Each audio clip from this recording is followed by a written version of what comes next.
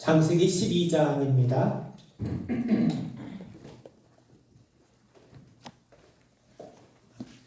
창세기 12장 1절부터 4절까지 읽어보겠습니다.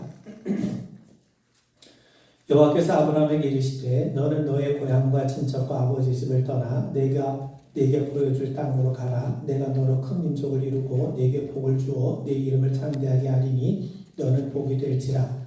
너를 축복하는 자에게는 내가 복을 내리고 너를 저주하는 자에게는 내가 저주하리니 땅의 모든 족속이 너로 말미암아 복을 얻을 것이라 하신지라. 이 아브라함이 여호와의 말씀을 따라갔고 롯도 그와 함께 갔으며 아브라함이 하란을 떠날 때에 75세였더라. 아멘. 네, 할렐루야. 성경은 하나님께서 계신 것을 먼저 우리에게 말씀해 줍니다. 창세기 시작은 뭡니까? 태초에 하나님이 세상을 창조하셨다고 분명하게 선언하고 시작을 합니다. 그렇기 때문에 그 창조주 하나님을 우리가 잘 알고 그 하나님 앞에 우리가 바르게 응답해 가는 것을, 그것이 바로 우리의 생명의 우리의 삶입니다. 그러니까 성경의 증거는 한 가지가 있다면 바로 하나님을 경외하는 거죠. 하나님을 경외하는 것이 우리의 마땅한 반응이요, 하나님 앞에 부름받은 성도의 마땅한 본분입니다. 자, 여러분, 우리가 창세기를 우리가 이제 살피고 있는데, 창세기는요, 하나님이 세상을 창조하신 그 웅장한 이야기만 들려져 있는 것이 아니라 아브라함의 이야기, 그리고 아브라함이 자기 아들을 바치는 이야기뿐만 아니라 야곱이 레아보다는 라헬을 더 사랑했다고 하는 아주 소소한 이야기에 이르기까지 아주 다채롭고 다양한 이야기가 이 성경 창세기 안에 기록이 되어 있습니다. 자, 그러면 창세기는 크게 두 가지로 나눌 수가 있어요. 1장부터 11장까지는 보통 우리가 원역사라고 얘기합니다. 하나님이 세상을 창조하시고 또 이 세상이 어떻게 흘러왔는지, 또 인간이 하나님 앞에 어떻게 범죄했는지, 그리고 하나님께서 범죄한 인간을 어떻게 구별하고 구원하기로 작정하셨는지, 그 역사 이전의 이야기를 기록해 놓은 것이 창세기 1장에서부터 11장입니다. 그러니까 한마디로 말하면 세상을 지으신 하나님, 인류를 지으신 하나님, 하나님에서 범죄한 인간들의 모습을 기록하고 있어요. 그리고 창세기 12장부터 50장에 이르기까지 하나님이 이제 전체 인류 대신에 하나님의 목적을 위해서 하나님의 한 사람을 부르세요. 그 사람이 누구냐면 아브라함이에요. 그래서 아브라함으로부터 시작이 되는 한 가족에 주목하게 됩니다. 그래서 이제 우리가 창세기 1장부터 11장의 그 원역사라고 말한 이야기와 또 12장 아브라함을 부름으로 시작되는 하나님의 구원의 역사를 우리가 잠깐 나눠서 우리가 간단하게 좀 살펴볼 텐데, 우리가 1장부터 11장까지 이야기를 통해서 우리는 뭘 발견하게 되냐면 하나님이 지으신 세상을 통해 하나님이 어떤 분이신가 하는 것을 우리에게 알려줍니다. 그러니까 여러분, 우리가 성경을 통해서 배우는 것이 하나님이잖아요. 하나님이 주인공이 되시고 하나님이 계획하시고 하나님이 다스리시고 하나님이 은혜 베푸시고 하나님이 약속을 주시고 하나님이 성취하신 것 아니겠습니까? 그렇기 때문에 우리는 성경을 통해서 하나님을 배우는 것이 중요한데, 여러분, 아브라함을 우리가 아무리 배워도 아브라함의 모습을 닮을 수가 없어요. 근데 아브라함이 만났던 하나님, 아브라함이 경험했던 하나님을 우리도 알고 경험하게 되면 우리는 아브라함과 같은 믿음의 삶을 살아가게 되는 겁니다. 그런 것처럼 여러분, 지금 어떤 재미있는 영화를 보면서 막 즐거워하는 사람의 얼굴을 볼 것이 아니라 그 사람이 도대체 뭘 보고 즐거워하고 있는가? 우리도 그가 주목하는 그 영화를 보고 즐거움을 누려야 되는 것처럼 우리는 성경을 통해 나타난 여러 가지 사건을 통해서 하나님을 아는 게 중요합니다. 자, 창세기 1장에서부터 11장까지 우리는 네 가지 측면의 하나님의 모습을 볼 수 있어요. 그걸 우리가 이해하시고 성경을 읽으시면 성경이 좀 더 우리에게 친숙하게 다가올 겁니다. 첫째는 하나님이 자존적인 존재라는 겁니다. 하나님은 모세에게 자신을 어떻게 설명하십니까? 나는 스스로 있는 자라는 거예요. 하나님은 스스로 존재하신 분이에요.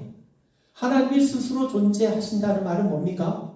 누구도 어느 누구도 하나님을 만든 존재가 없다는 거예요. 그렇기 때문에 하나님을 창조한 분이 없어요. 하나님은 누구에 의해서 지음을 받으신 분이 아니라 그분은 스스로 존재하신 분이에요. 그렇기 때문에 하나님은요, 누구에게도 의존하신 분이 아닙니다. 자, 우리가 창세기에 보면 하나님이 창조한 세계의 아주 다채롭고 장엄한 모습을 우리가 발견하게 되는데, 사실 하나님의 창조 이야기를 통해서 하나님 지으신 세계가 이렇게 다채롭고 풍요롭고 넘쳐나고 신비하고 아름답고 기묘하고, 우리가 그걸 보는 것이 아니라 그것을 지으신 창조 세계의 장엄함이 아니라 그 창조 세계를 지으신 하나님을 우리가 알고 이해하고 그분을 깨닫고 그분 앞에 경배하는 것이 중요하지 않습니까? 그런 측면에서 우리는 창세기를 통해서 뭘 발견해야 됩니까? 아, 하나님은 창조주시구나. 하나님은 다른 어떤 것의 기원이 된 분이 아니라 하나님은 원래부터 스스로 존재하신 분이구나. 여러분, 여기 있는 모든 물건은 누군가가 만든 거예요. 누군가가 만들었기 때문에 이 땅에 존재하는 겁니다. 우주 만물 누군가가 만들지 않고는 존재할 수가 없는 거죠. 그런데 하나님은 누군가에 의해서 우연히 생긴 존재가 아니라 하나님은 애초부터 스스로 존재하시고 스스로 자존하시고 누구에게 의지하는 분이 아니라 누군가에게 의존하는 분이 아니라 스스로 자존하신 창조주이심을 우리가 아는 것이 대단히 중요합니다. 그리고 두 번째는요, 성경에 보면요, 아담과 하와가 범죄했어요. 그런데 하나님께서 그들을 어떻게 합니까? 에덴 동산에서 추방을 시켜요. 뿐만 아니라 그 노아 시대 사람들이 하나님 앞에 범죄하고 악을 행하고 하나님의 사람들이 사람의 딸들의 아름다움을 보면서 저마다 타락을 해요. 그러자 하나님이 어떻게 하셨습니까? 하나님이 거의 모든 인류를 쓸어버릴 것 같은 하나님의 홍수로 심판을 하세요. 자, 이걸 통해서 우리가 발견하게 되는 게 뭡니까? 그리고 인간이 바벨탑을 쌓았을 때 하나님께서 그 탑을 허물어뜨리셨어요. 자, 이걸 통해서 우리가 발견하게 되는 게 뭐냐면 세상을 지으신 하나님은 어떤 분이냐? 거룩하신 분이세요. 거룩하신 분, 창조주 하나님은 곧 거룩하신 분이세요. 그런데 이 거룩하신 분은요, 그 자신의 성품이 거룩하신 분은요, 여러분, 깔끔한 사람은요, 아주 깔끔한 사람은요, 그 집안에 먼지가 이렇게 날린다든가, 뭐 휴지 조각이 여기 날려있다든가, 그리고 옷이 아무렇게나 던져져 있다든가, 그거를 용납을 못해요. 왜? 워낙 깔끔한 성품에 있는 사람은요, 어떻게 해서든지 그거를 잘 정리하고 정돈합니다. 그렇지 않으면 그걸 견디지 못해요. 제가 예전에 그 공주에 있었을 때, 어느 신방을 했는데, 그 신방을, 권사님의 신방을 했는데, 갑자기 집에 들어갔는데, 그 주방 있는 쪽에 아주 웬 커튼이 이렇게 걸려져 있어요. 그게 무슨 커튼인가 보니까 안을 들어봤죠. 온갖 잡다한 것들이 다 그걸 한 그릇 몰아놓고, 그걸 치는 게 귀찮으니까 아예 커튼 그런 걸로 딱 가로막아 버린 거예요. 자, 그래서 제가 또 어떤 그 신방을 갔는데, 제가 원래 그 남의 집 가서 냉장고 열어보면 대단히 실례인데, 제가 일부러 열어봤어요. 아주 냉장고가 우리 집하고 비교가 되지 않을 만큼 아주 깔끔하게 정리가 잘 되어 있어요. 그 사람의 성품이 거기서 나오는 거예요. 그 권사님은요, 조금이라도 이 흐트러져 있는 걸 용납할 수가 없어요. 원래 성품이 그런 분이기 때문에. 자, 이건 아주 비근한 예에 불과한 거지만 하나님은 거룩하신 분이기 때문에 그분은 뭘 용납할 수 없는 겁니까? 죄를 용납하실 수가 없는 거예요. 그래서 아담이 그 선악 하나 따먹은 게 뭐 대수롭냐? 여러분 생각해 보세요. 여러분 이제 하얀 옷을 입고 나가는데, 하얀 드레스를 입고 나가는데 여기에 김치 국물이 묻었다고 치워봅시다. 그거 입고 나갈 수 있겠습니까? 그거 입고 많은 사람들이 있는 그 자리에 나가서 연주할 수 있겠습니까? 옷을 빨거나 갈아입게 되는 거죠. 그게 흠이 돼서 용납이 안 되는 겁니다. 그런 것처럼 세상을 지으신 하나님은 어떤 분이십니까? 거룩하신 분이세요. 그렇기 때문에 성경에 보면 하나님이 아담을 심판하시고 아담과 하와를 심판하셔서 에덴 동산을 추방하시고, 그리고 하나님이 가인에게 떠돌아다니는 그런 형벌을 주시고 뿐만 아니라 이 노아 시대의 백성들을 심판하신 일련의 모습을 보면서 우리는 뭘 발견해야 되냐면 야, 노아의 홍수가 있었나 보다. 그걸 보는 게 아니라 하나님은 거룩하신 분이구나. 거룩하신 분은 죄를 용납하실 수 없는 거구나. 그 하나님의 거룩하심을 우리는 분명히 아셔야 됩니다. 자, 여러분, 그 진화론자들은요, 자연주의 철학을 신봉합니다. 자연주의라는 게 뭐냐면 하나님이 우리를 창조하지 않으셨다는 거예요.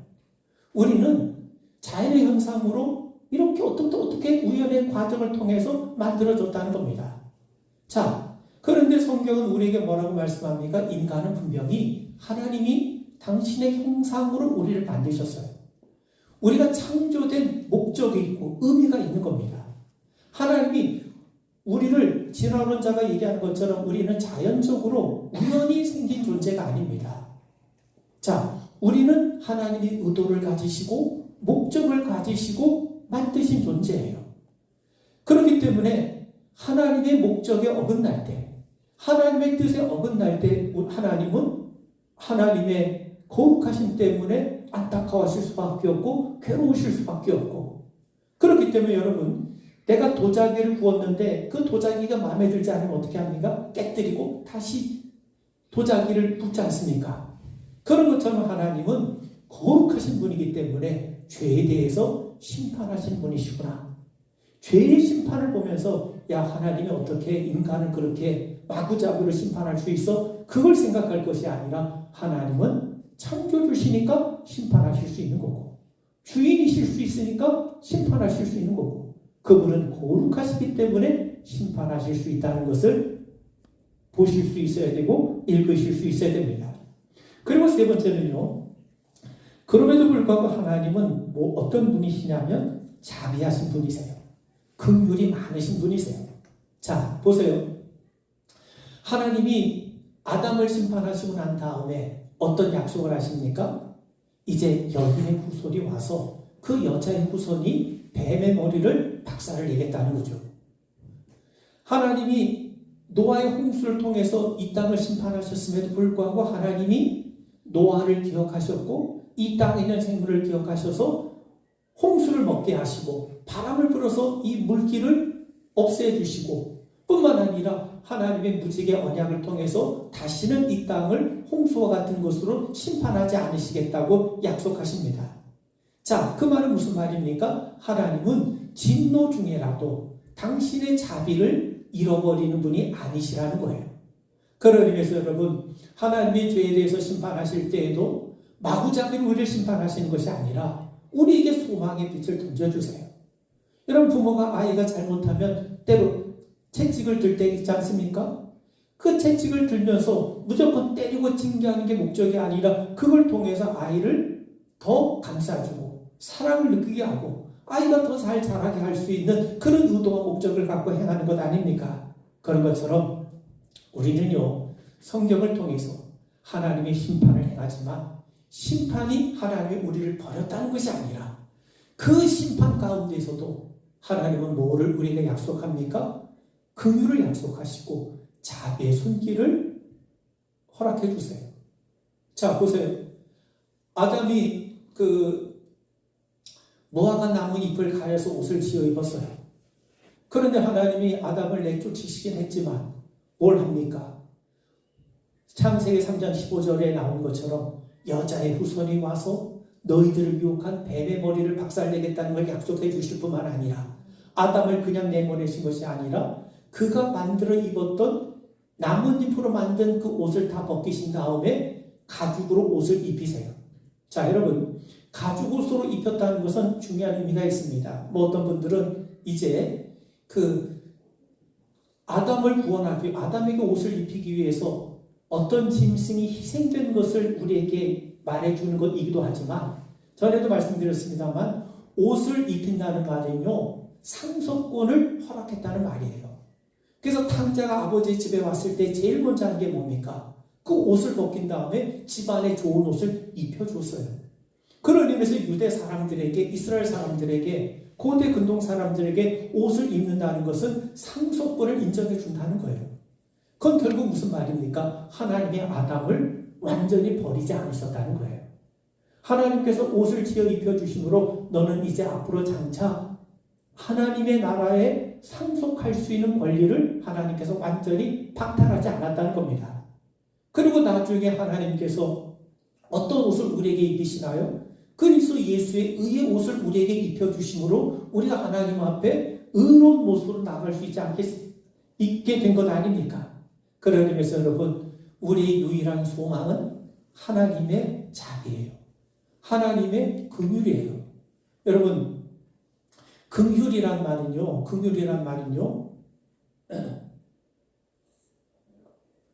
한자로 설명하면 창을 자기 가슴에 찌르는 게 긍휼입니다.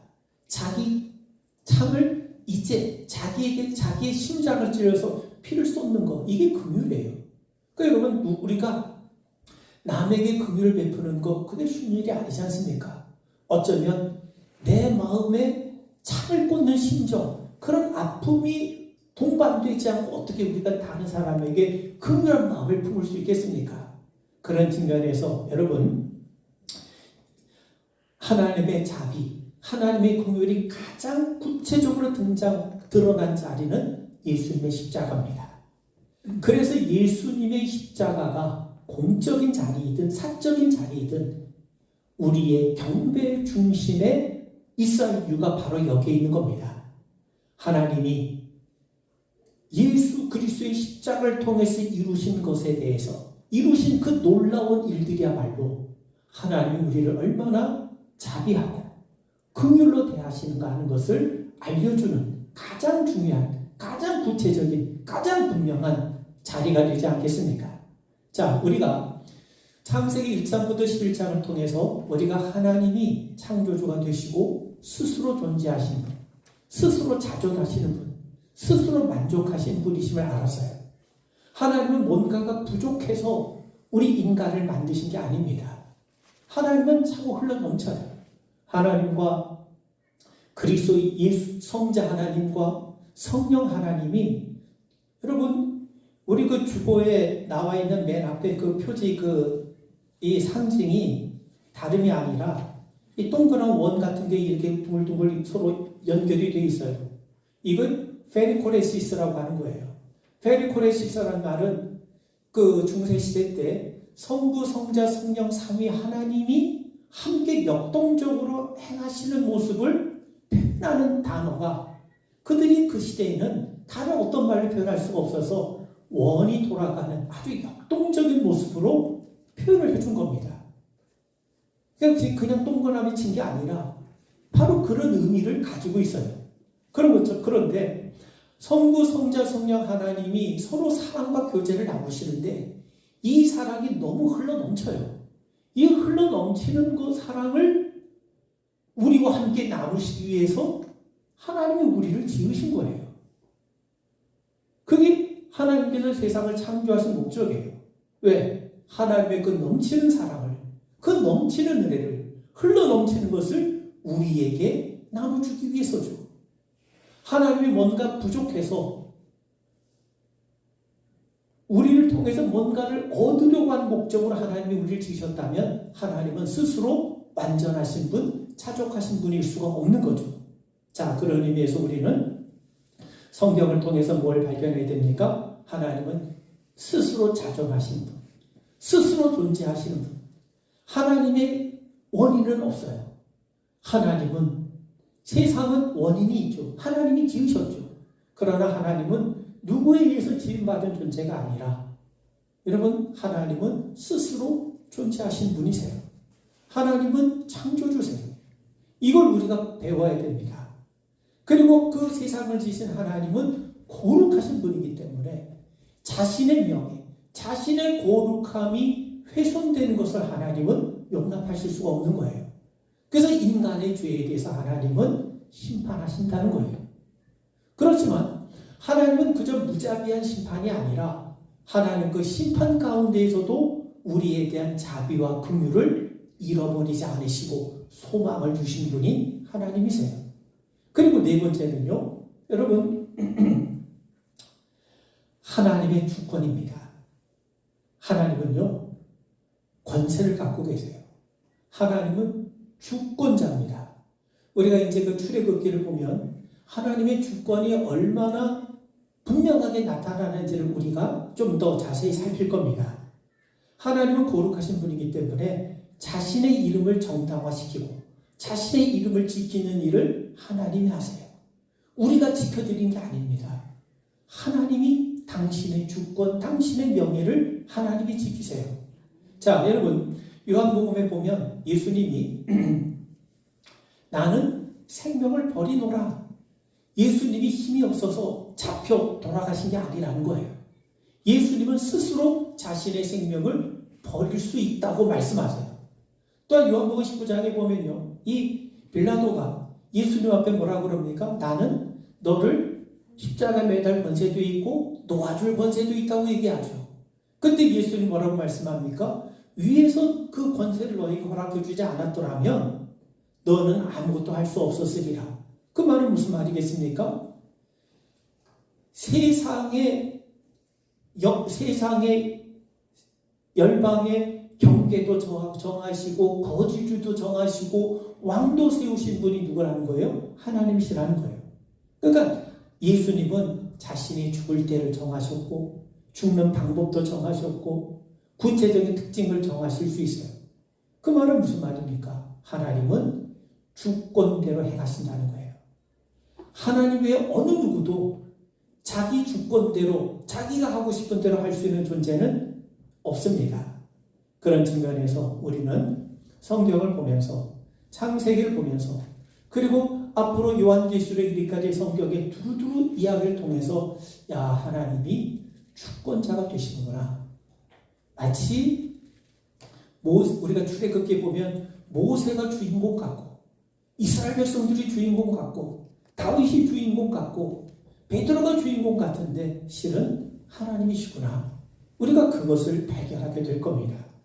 여러분, 우리가 어떤 큰 일을 하고 어떤 선한 일을 했다고 해서 우리가 한 것 같은데 알고 보면 우리 자신을 되돌아보면 되돌아볼수록 야, 하나님께서 그 일을 행하셨구나. 이렇게 고백하는 것이 이게 정직한 고백이 되는 거죠. 그런 의미에서 우리는 하나님의 주권자 하나님을 우리가 분명하게 배우셔야 됩니다. 그리고 마지막으로 자, 그러면 이 얘기만 하고 마칩니다. 하나님이 창조주가 되시고 스스로 자존하신 분이 되시고 거룩하신 분이고 심판하신 분이고 그리고 그런 가운데서 소망과 긍휼을 베푸시는 분 그리고 하나님이 무슨 일이든지 주권을 가지고 행하신 분이라면 그렇다면 그분 앞에 우리는 어떤 반응을 보여야 되느냐 하는 거죠. 자, 창세기는요, 우리가 어떻게 하나님 앞에 반응하는가 그걸 말씀해 줍니다. 창세기만이 아니에요. 나중에 요한계시록 이르기까지 동일합니다.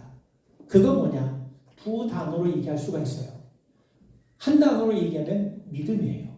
두 단어로 얘기하면 믿음과 순종입니다. 자, 보세요. 아담과 하와는 하나님 말씀 믿지 못했기 때문에 불순종한 겁니다. 자, 여러분,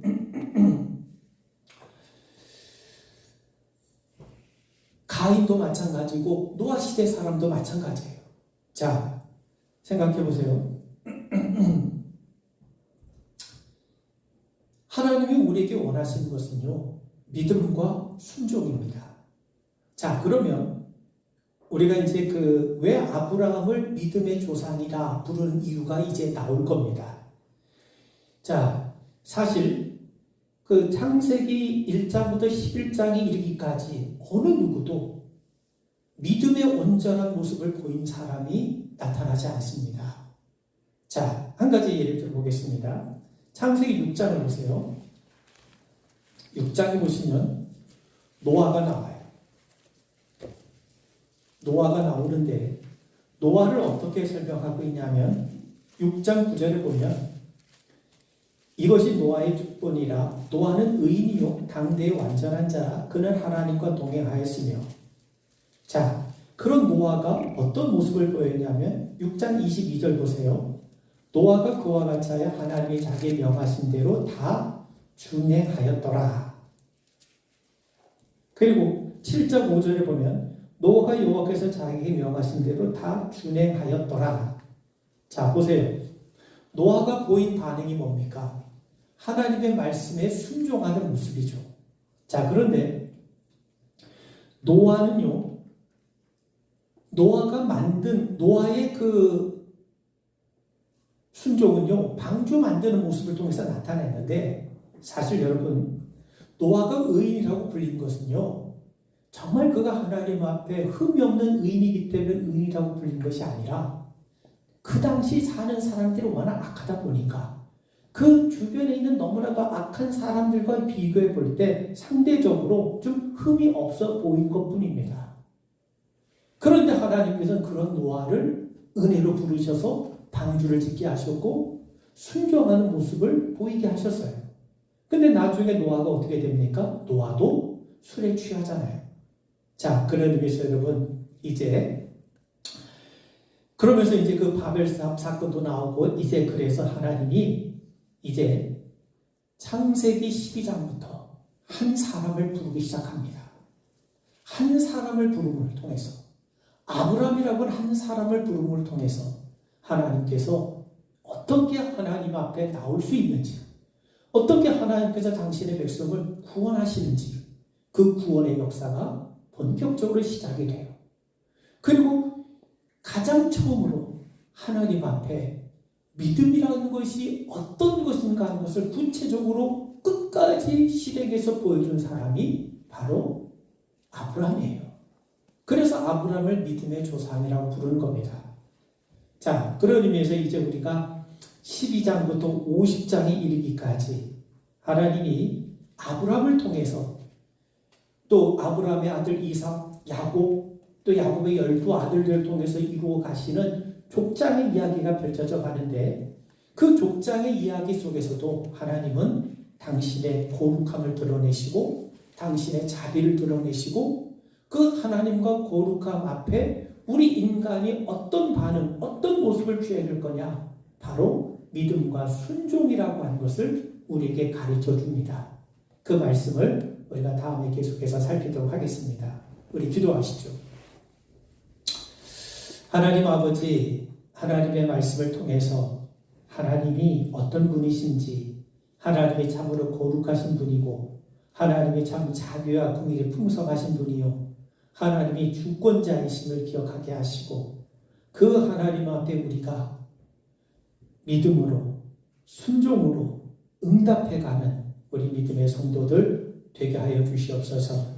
자비하신 아버지 하나님, 하나님을 우리가 더 깊이 알아가게 하시고 바르게 알아가게 하시옵고 온전히 알아가게 하시옵고, 그래서 주님 앞에 더 바른 믿음으로 응답해 나가는 우리 성도들 되게 하여 주옵소서.